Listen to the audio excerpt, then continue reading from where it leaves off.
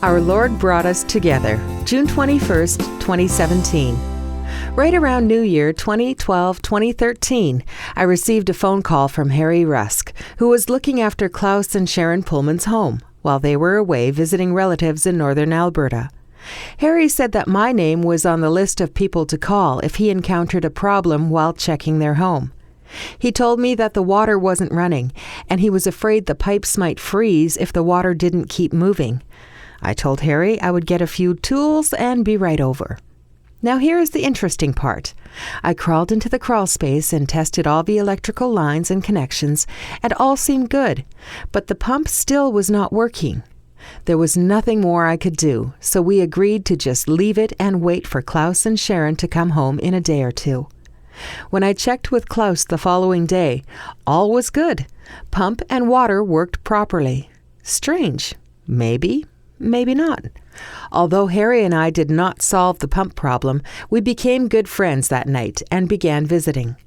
During one of those visits, we talked about helping out a local family who had just lost their 42-year-old father, Cody Davis, to heart failure. We decided to hold an old-time fundraiser at Knighton Community Hall, during which Harry and Gladys would perform, and I would invite Cassidy Zahar and her mom, Colette, to come and take part as well. It was a very successful event, and Cody's family really appreciated our efforts to help out during this tragic time. That fall of 2013, I was asked to visit someone's friend who had just been re-diagnosed with cancer.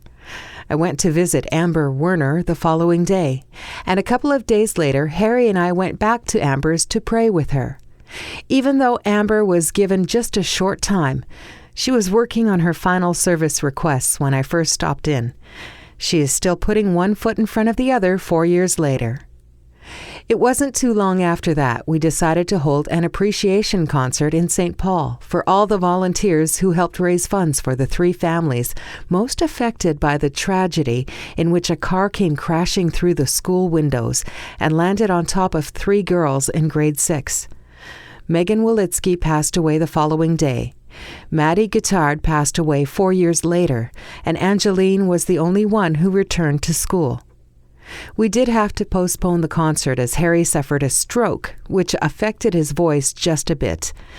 By February, Harry was feeling better, so we rescheduled. Again, a very successful concert took place, with Harry and Gladys performing along with Cassidy Zahar. Over the past 4.5 years, Harry, Gladys, and I exchanged many stories around their kitchen table.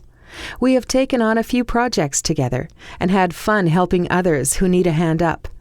I have no doubt in my mind that our good Lord orchestrated the faulty electrical connection to Klaus's water pump, just so Harry and I could work together and support each other as we strive to help those in need.